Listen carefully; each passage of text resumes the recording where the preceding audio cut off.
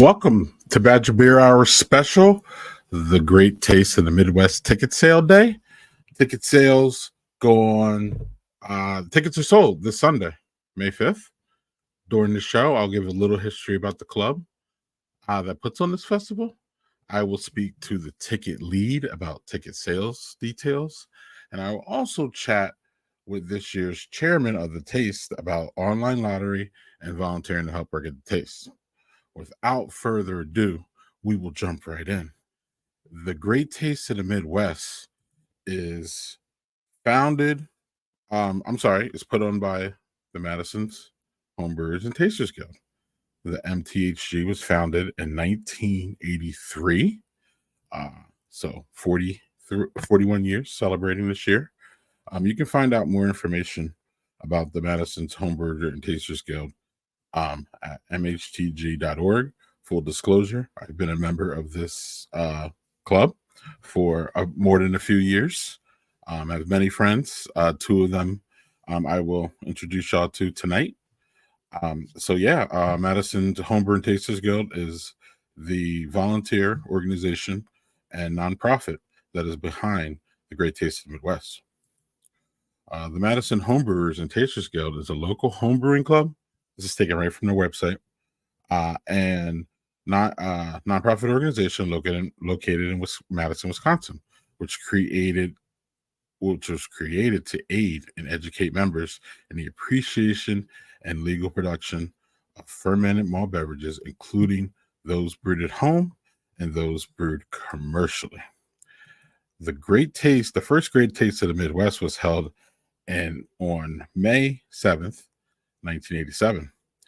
Here I have two excerpts from a book that was made, The History of the Great Taste, and shout out to Mark Schnepper for that one.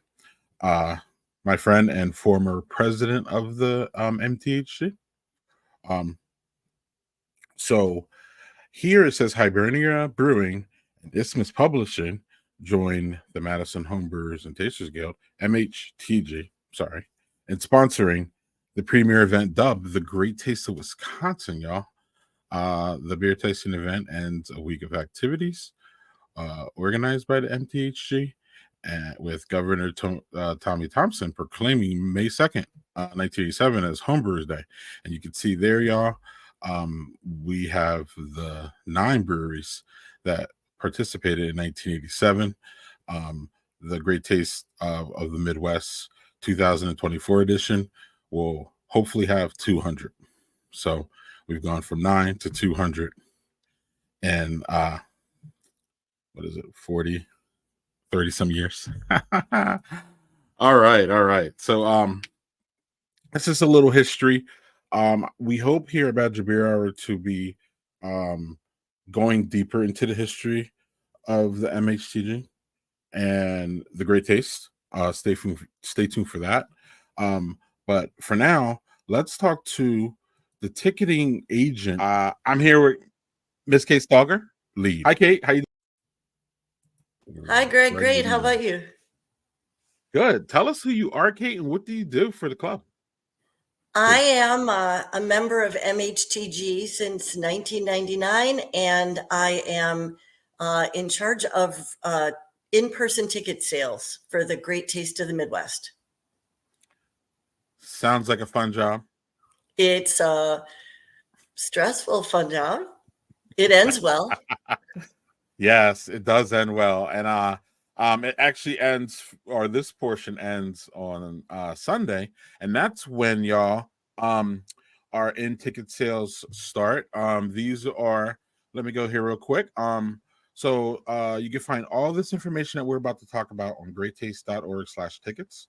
The Great Taste of the Midwest, again, as I've probably covered before this recording, is August 10th, 2024 at beautiful Olin Park, Madison, Wisconsin. This is my opinion, one of the best settings for a beer festival in America. And a lot of other people believe that I'm right. Our tickets are in person. We'll get to the lottery part later, y'all, but we're just going to talk about in person here with Kate. Tickets go on sale on Sunday, May 5th, this Sunday coming up, y'all. And we'll get to the locations in a second. See in the middle there, y'all, there are no sales at the gate. This is still the same policy as it's always been that I've been at the Great Taste. So it's been in place forever, for a long time. General admission is $70, y'all. When you roll up there, the limit is 2 per person. And then we have a designated driver bracket for $20. Kate, what's important here? I think the one thing to know about those tickets is that when you are in line to buy tickets, you're allowed to buy one designated driver ticket per sale. So if you're buying one regular ticket, you can buy one DD ticket. If you're buying 2 regular tickets, you can still buy one DD ticket. Okay, excellent. We will get into wristbanding in a second here, but one of my favorite things about the Great Taste is that the ticket sales are, they're across the board. They're in many places that Madison beer drinkers know. So here's where they're at this year, y'all. The Cider Farm, which is otherwise known as Brennan's Market, Giant Jones, the Malt House, Working Draft Beer, Delta Beer Lab, Carbon 4, and Vintage Brewing Company. So we will start at one of my favorite places to buy beer and to shop is Brennan's Market. It's on the west side of Madison. There is no camping there, y'all. As it says here, the line forms at 6 a.m. Wristbanding starts at 8 a.m. Tickets sales start at noon. There's a total quantity of 300 tickets there, y'all. Once you get your wristband, I believe I don't know if you Kate will figure out these details. I think Brennan's looks like it's open at 8 a.m. So you get your wristband at 8 a.m. and you can go into Brennan's, which houses the Cider Farm, y'all, on the side there. They have 5 local craft beers, they have 8 ciders, and they have a red wine. So if you want to, have a little drink before, while you're waiting for the ticket sales to start at noon, that's what's up. Brennan's has a bunch of parking, so that's not an issue here. And what did I get wrong, Kate? And what else do we know about Brennan's in this area? Well, I hate to begin by correcting you, but Cider Farm and Brennan's are 2 separate businesses. Okay. They are in no way related, except they share a landlord, and they're in the same building. So the Cider Farm is a cidery. They grow their own apples. They have an orchard west of Madison that's open to the public, and then they make ciders and they sell them in Madison. This is their 2nd year selling tickets for the Great Taste of the Midwest. Last year, we allowed camping there, and it's easy because there are no other businesses open on Sundays in that immediate vicinity except Brennan's and Cider Farm, which makes it nice, low traffic, plenty of parking. This year, we aren't going to do camping there, but Brennan's will be open and the Cider Farm will be open. Our hope is that we have a good turnout. It's our furthest west and furthest southwest spot that we're selling tickets this year. They have 300 tickets, as you said, which means 150 people will be guaranteed 2 tickets each. And anyone who gets into line after that is at their own risk. Sometimes people do buy one, but not always. They will be serving cider and beer. They have several beers on tap. They will be open at 8 a.m. Brennan's Market will be open at 8 a.m. So when people get into line, there will be beer, food, and restrooms available. Excellent. We will move on to our next one, which is the Delta Beer Lab. That's on, I think we consider that the south side of Madison. There's no camping there. The line forms at 6 a.m. and the wristbands start at 6 a.m. Interesting, and Kate will address that. Ticket sales start at noon. We have 600 tickets there. Plenty of parking. It's kind of like a big corridor there if you've been to Delta. It looks like they're going to open at 6 a.m. for wristbanded patrons only.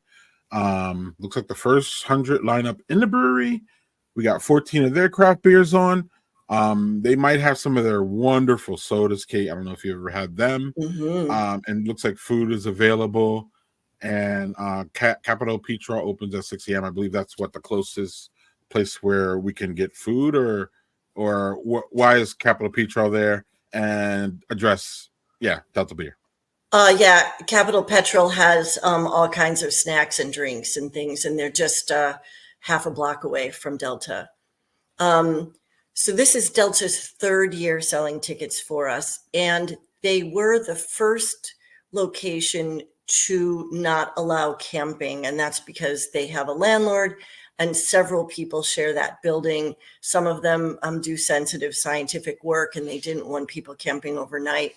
There also was an issue. They were in the town of Madison. Now they're in the city of Fitchburg.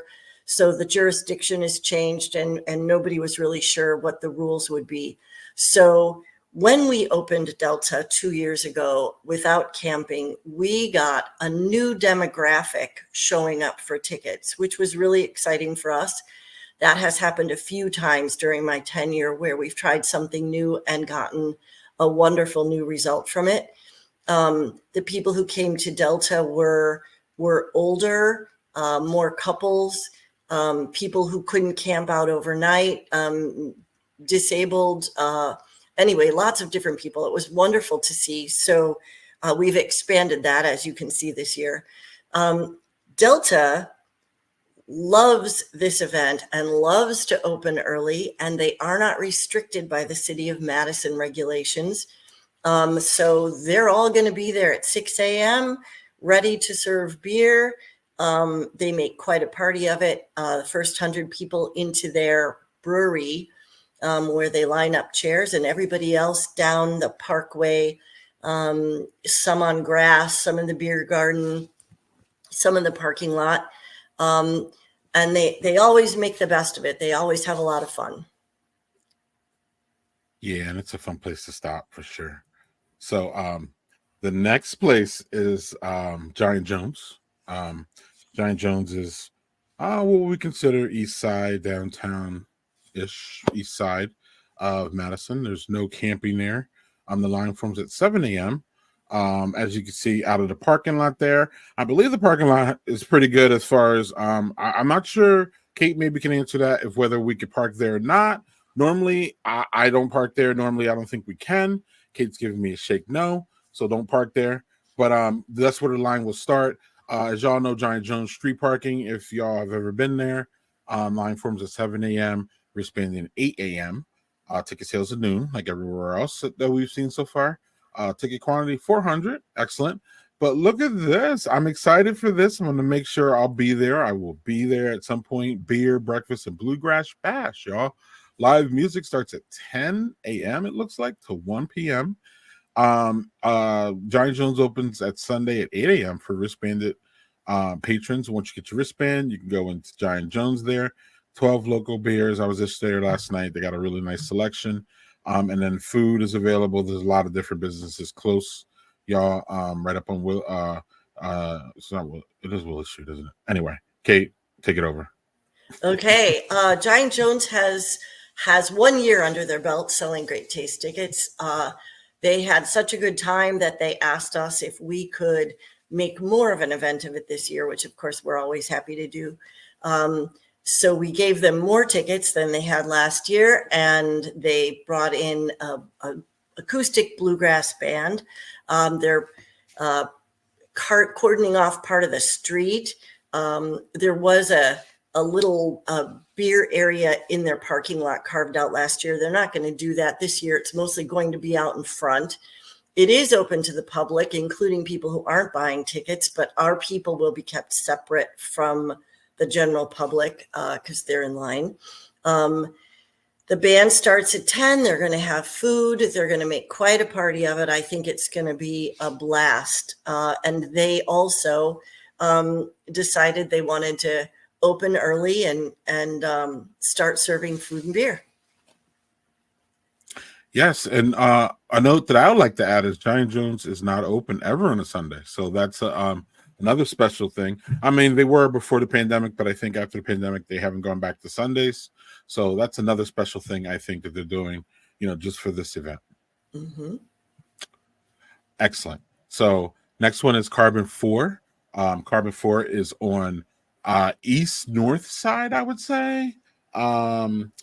It's over by, as most of y'all know, you can even see on the graphic here is the Old Lady Asylum. Many moons back at this point, Kate.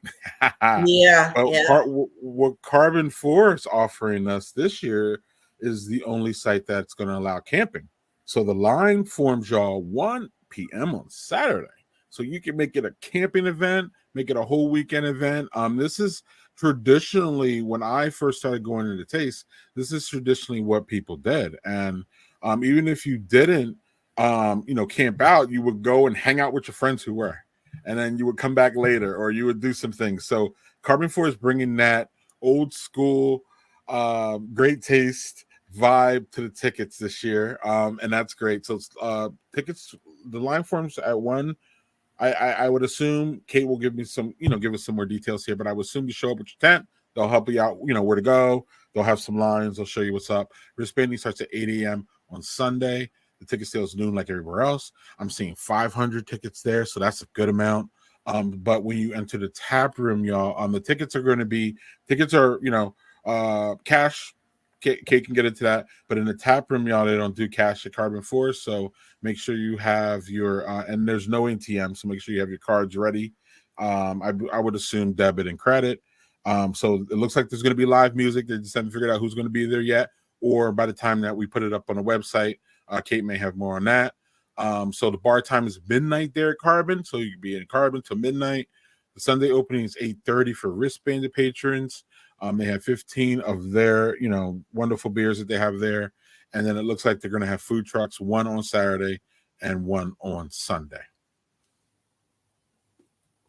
How fun is that? Yeah, we used to camp everywhere all over town. And there were no sites without camping. This year, Carbon 4 is the only site without camping. And they're doing it, the old school way. People will show up on Saturday afternoon with their tents and they will spend the night there. It's always a wild party. They always bring in food trucks with great food. Make sure you're not hungry in the middle of the night. They stay open late and they open early Sunday morning. We have 2 porta potties there for the overnight people. And that is the only location this year where we have porta potties. They serve a nice breakfast too. Every year they serve a nice breakfast. So people who go there take advantage of that, because Saturday night is pretty rough for people and we still need them to put their tents away and be back in line by 8 a.m. Excellent. Let's see here. Next is the Malt House. Kate will give us the details on that, but I believe the Malt House has always been, at least in my sphere of the Great Taste, an outlet. But there's no camping there this year. I remember being there previously. Line forms at 6 a.m., y'all, so get there early. We're spending at 8. Ticket sales at noon. Sounds, kind of, in that barometer of where everyone else is generally. 200 tickets there, y'all. So, 100 people can buy 2. No charcoal grills. I like to hear what Kate says about that, because I think that's the only one I saw that there. Maybe there's a tradition going on. Bill will open up the Malt House at 10 a.m. As y'all know, if y'all been in the Malt House, there's going to be 18 wonderfully crafted craft beers from around the world, around Madison, around Wisconsin, and around America. The Tablets, in my opinion, is one of the best that we have. And within walking distance, if y'all familiar with the Malt House, there's numerous places to, just jump off and get some quick food. What's going on at the Malt House, Kate? Well, the Malt House has always sold tickets for as long as they've been here. And this year they decided that we wouldn't have camping for the first time. And they aren't going to open at 8 a.m., which means people are going to spend some time in line without access on site to food or a toilet. So they need to be prepared when they come. Although, like you said, there are lots of neighboring businesses who have both food and toilets. So they will be fine. There's a Burger King, a McDonald's, a couple of pizza places, Walgreens, all within a very short walk. The line can form at 6 a.m. There will be no parking in the parking lot. But again, there's plenty of on-street and parking lot parking nearby. They have fewer tickets than they've ever had before. So don't judge this year by past years. If you're driving by looking at lines, that will be important. So the first 100 people, like you said, will get tickets, and anyone after that is at their own risk. Excellent. Yeah. Malthouse, yeah, y'all know going there. A lot of times, especially during busy times, the parking is limited. So y'all know where to park at the Malthouse. I don't have to tell you. Generally speaking. And if you aren't what I mean, like if that is a problem for you, then jet over to maybe the cider farm or something like that. So like where there's other places where there's more parking. But yeah, the Malthouse is one of them for sure. And Vintage Brewing on the west side, off of, it says Whitney Way there. Yeah, it is Whitney Way. I always think it's Gammon, Kate. I always get those two mixed up. But anyway, there's no camping this year at Vintage. The line forms at 6 a.m., wristbanding at 8, and tickets at noon. Kind of sound, same theme here, y'all. We have 500 tickets here, so that's seems like a good amount. Vintage opens at 8:30, and it says here, y'all, that the food starts at 8:35. They have 30 beers on tap. I believe probably most of them are vintage taps, which is award-winning craft brew. Brew pub of the year a couple years ago. I personally spent a birthday there, so I highly recommend their food. This is just plenty of parking here, so we don't have to worry about that. Big old parking lot. And yeah, Kate, what's going on with Vintage this year? Well, Vintage has sold tickets for us ever since we switched from liquor stores to breweries for our locations.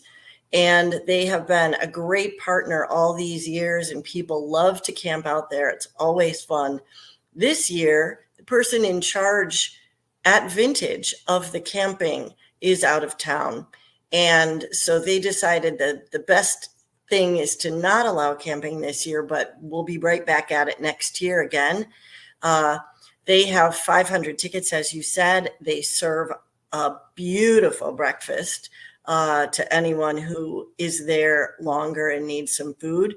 And they have great beer, as you know. They're going to also open early, and they will be open to the public. So our people in line will be separate from the people who come in to eat. Again, like with every location, you're allowed to leave the line for 10 or 15 minutes to get a beer, go to the bathroom, order some food, but then you have to get back in line and wait, or you will be removed and not get tickets.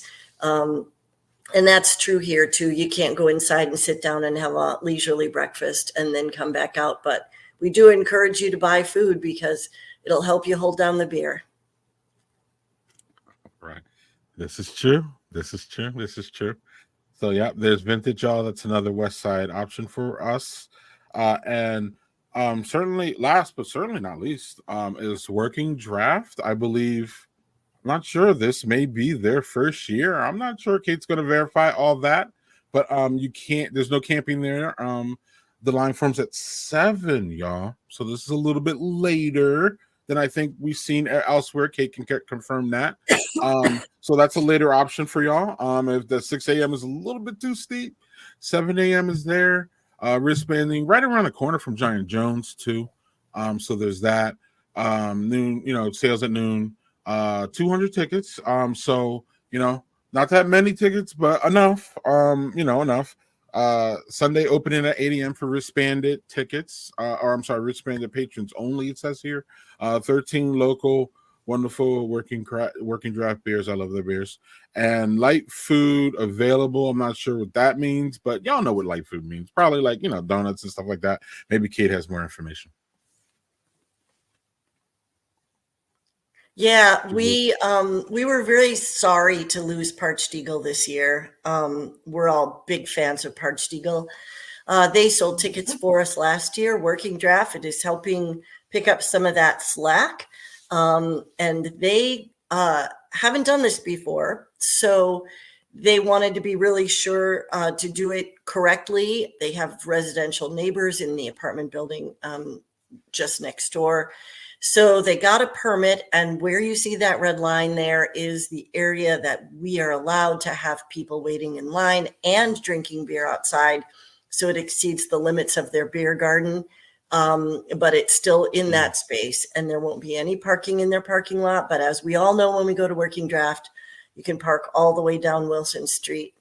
The line starts at 7, and please respect that if you're going there. Because again, we have residential neighbors on a Sunday morning.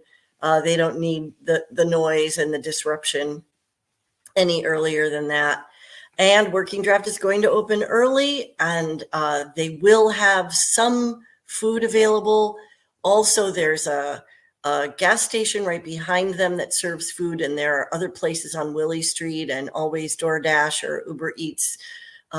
If people want to get something while they're waiting in line, they will be serving their beer, and they'll have beer to go after the fact, as will many of the other locations. So if you're waiting in line somewhere, take a 6-pack or a bomber to go home with you to commemorate the occasion.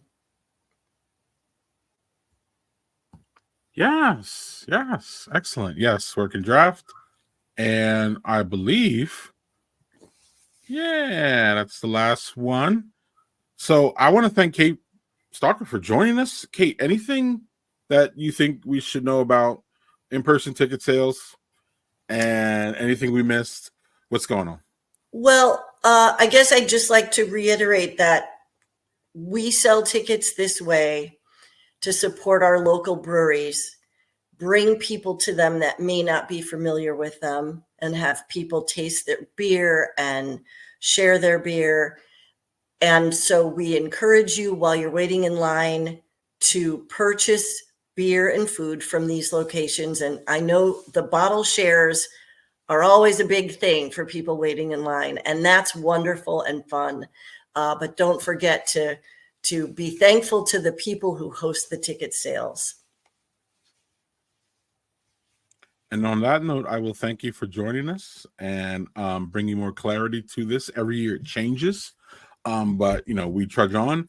We're doing this to make it more easy for folks to understand what's going on this year, as opposed to previous years, because things change. Ordinances change, locations change. Different things. Hey, people go on vacation, Kate. So things have to, things get moved around. And that's the fun part of Kate's job. So one last thank you for Kate here. Any final words, Kate?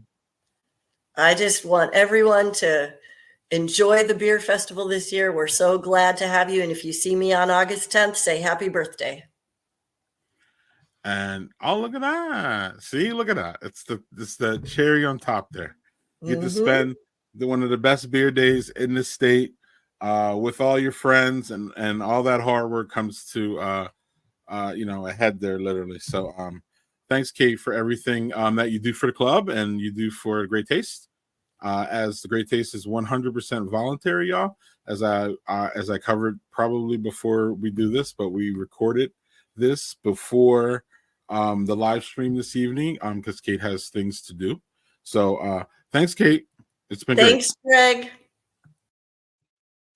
Yeah, so that was a good round table, or round table with two people.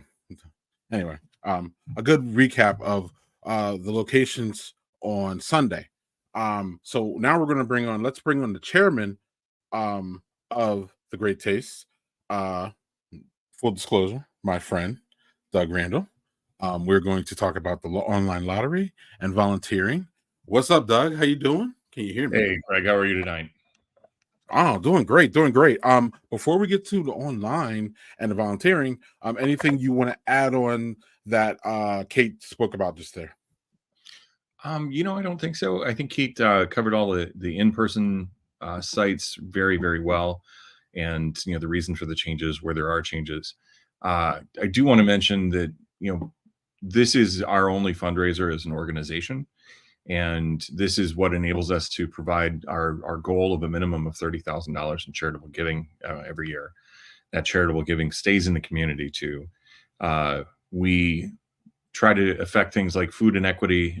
We give to WORT, the radio station in town, things like that. So we're pretty proud of that. Yeah. Thanks for mentioning that. That's excellent. So, this is kind of new, this online lottery thing. It used to be a mail-in thing. What's going on here, Doug?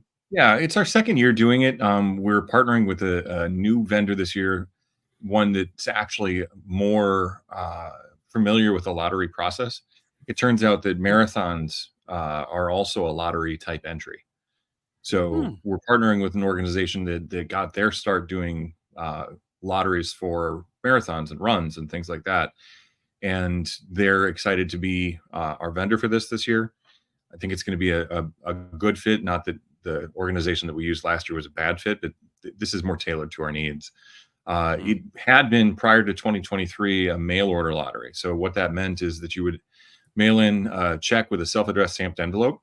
For those of you that know that as an abbreviation, SASE.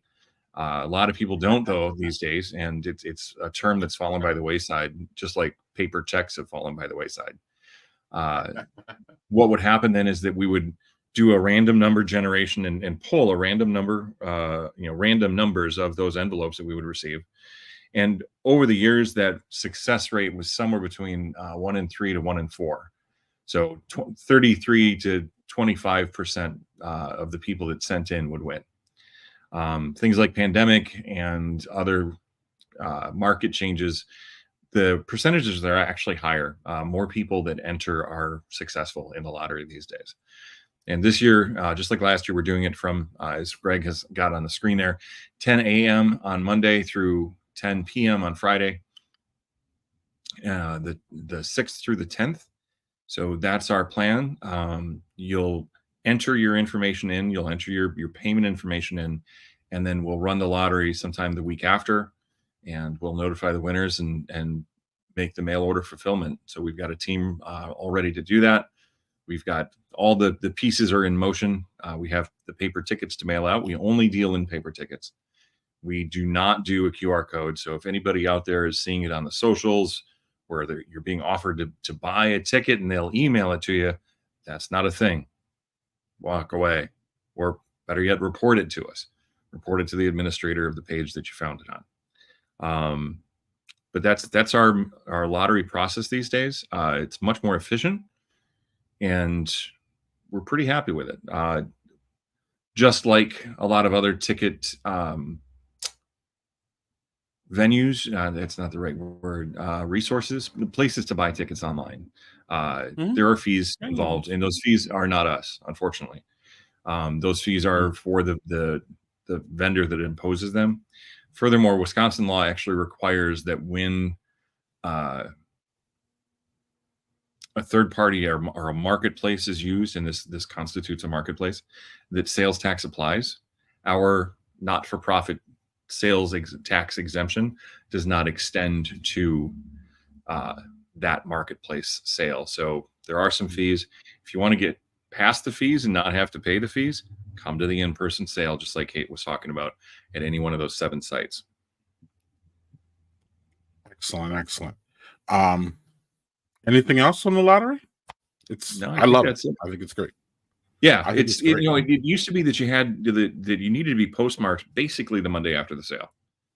So the first day after the in-person sale. And if you weren't postmarked, if you were postmarked before that, you wouldn't even be considered. If you're postmarked after that, the chances are long that you would be considered. Mhm. These days, it's now a full week. So you've got time to relax, grab your coffee or in the morning or your Grab a beer, whatever in the evening and enter in. Mhm. You do not need to Mhm. enter more than once because we still only allow one entry per household. Um, and there are ways, even electronically, that we can identify those repeat entries. So please don't do that. All right, all right. And then lastly, and I don't know if it's more important, but it's very important. You want to talk about volunteering. Absolutely, Greg. We are the largest all volunteer beer festival in the country. We're very proud of that. We're the second largest, second oldest beer festival in the country in general, but we're the largest one and run entirely by volunteers. So we do have volunteers at greattaste.org as an email address that you can contact our volunteer coordination team. We are all volunteers, though. So if you send an email to them, please don't expect instant response. They will get back to you. We're still working on what slots we have open and what we need. Volunteer shifts are prioritized to club members first because we want to reward the people that are our own family. But we do still need volunteers from the public. That's just a never-ending thing. Our club membership is 325-ish members right now. Our volunteer team is 575 members. So not all of our members are volunteers, and not all of our volunteers are members. It's kind of a two-way thing. But we do use a ton of volunteers to make this thing happen. We've got shifts that happen before the fest, during the fest, and then after the fest, of course, for cleanup. Wow. Okay. Wow. 500 volunteers. Wow. Almost All 6. right. Yeah. Ooh. And it's 575, and that's before we add in the team leaders, which is another 77 people. So it's more like 650 volunteers. Massive. It's a Herculean effort. How many? Yeah, we're gonna have we strive to have what, 200 breweries? We strive for 200 breweries. We strive for 15% rookie breweries every year. The invites are almost complete. We're working on the last 3 to 5 or so, and we do expect some attrition over the summer. So there will be some spots that we're probably trying to fill even into the last minute. As we get closer to the fest, we look for people that don't have to travel as far, don't necessarily need hotel, probably already sell in the state of Wisconsin, because distribution permits through Department of Revenue are something that we handle for out-of-state breweries if they don't have a distribution in state. So we do handle that as a one-day thing for out-of-state brewers. But when we get into that 11th hour, we're trying to fill those last tables.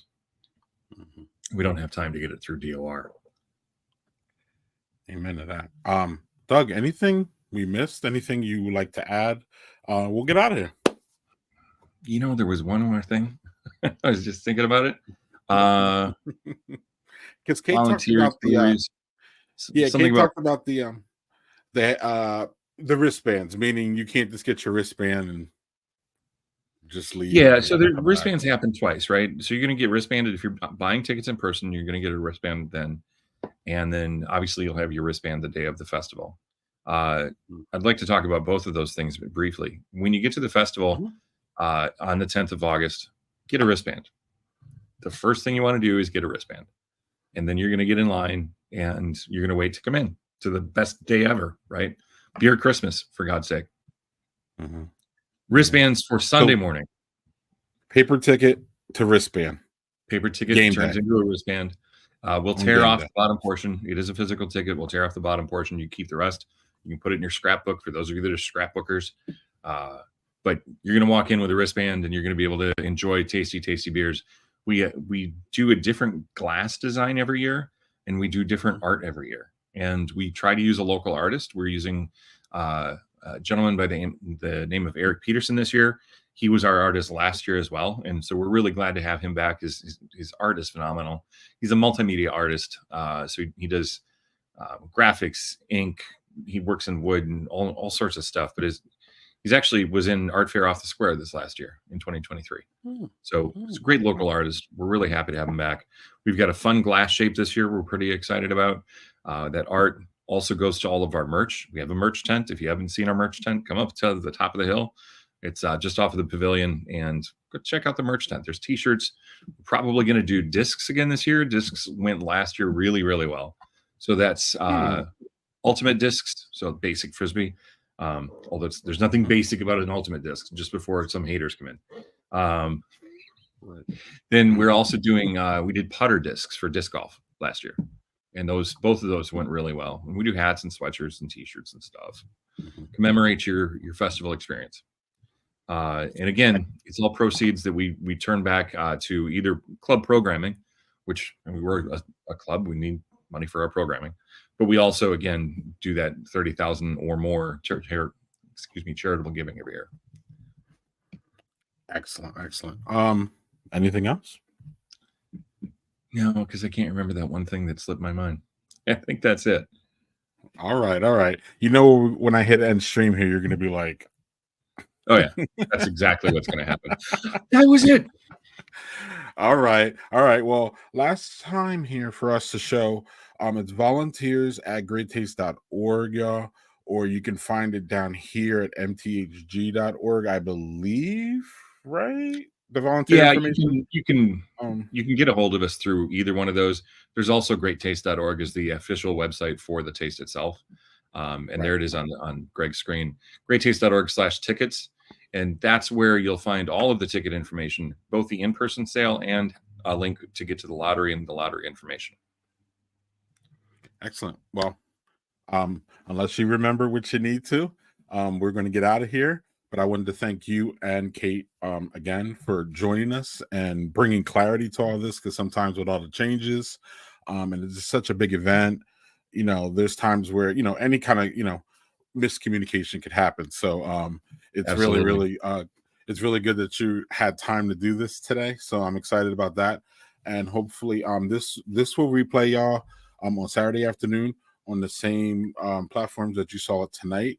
So if anybody needs if anybody wants to see this, you can also see it on Badger Beer Hour's YouTube page, which it'll be there, but it also will restream on Saturday for folks who may have missed it tonight. And the eve of the ticket sales, which is a whole event in itself, as y'all saw, as Kate, it's really an event that y'all, you know, it reminds me, Doug, of the NFL draft, where it's not game day and it's not like, you know what I mean, but it's the build up. It's another event to where we could all get together and celebrate, you know, the things that we love. And in this case, it's, you know, Midwestern beer. Absolutely. We're proud to be in our 37th year, and we're going to be, so two of us, our club president and myself are going to be on NBC 15 for their midday broadcast tomorrow, local NBC affiliate. So we're excited for that. And it was a pleasure having the chance to talk to you tonight, Greg. Well, thank you for, you know, putting us in the same category as NBC 15. That's wonderful. Oh, hell yeah. All right, Doug. Y'all, hopefully we have a good day on Sunday. I will see many of y'all on Sunday. I'm going to try. My goal, Doug, is to go to all of these locations to see what's going on, get some interviews, take some pictures, and maybe y'all see some content from Badger Beer Hour next week about how it went on the ground. I'm always fascinated by, you know, the beer culture in Wisconsin, and here at Badger Beer Hour, if we did not cover the biggest and the baddest beer festival, not only in Wisconsin and the Midwest, with all due respect to y'all, it would be a little bit of a malpractice. So thank you for letting us pull that off here at Badger Beer Hour, and we will see you on Sunday, and we will see you August 10th. Many of us will. So thanks, Doug. Thank you so much, Greg. Have a great evening. Yep, you too. So the next Badger Beer Hour, y'all, is May 15th, 8 p.m. Central. And we will see you then. Have a great, safe day on Sunday. I hope to see some of y'all there. And on that note, cheers and pros.